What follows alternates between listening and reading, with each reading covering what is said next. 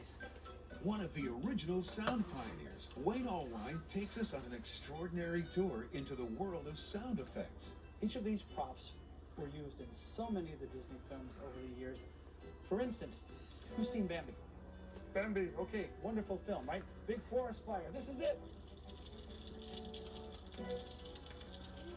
Bambi fire is nothing more than a bunch of bamboo sticks held together with tape.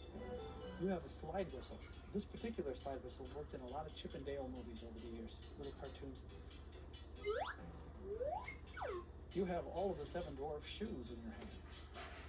Seven Dwarfs walked across the wooden floor. Just an old wallet. Each of these props is a star in its own right. Well, let's grab some more props. You guys sit down. We'll have a little movie magic of our own, huh? All right. Now I have on my proper Christmas attire. I see everybody's got their props, and we're all set to go. The good news is, I wrote a poem especially for the occasion. Well, actually, I adapted it. I think you all know it. Starts like this. 'Twas the night before Christmas, when all through the house, not a creature was stirring, except Mickey Mouse.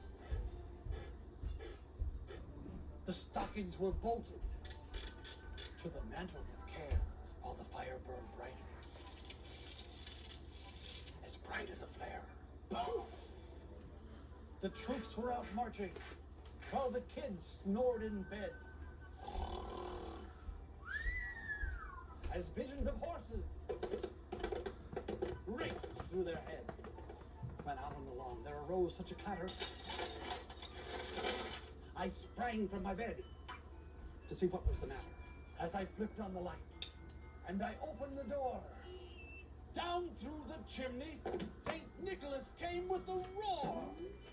But I heard him exclaim as he drove out of sight,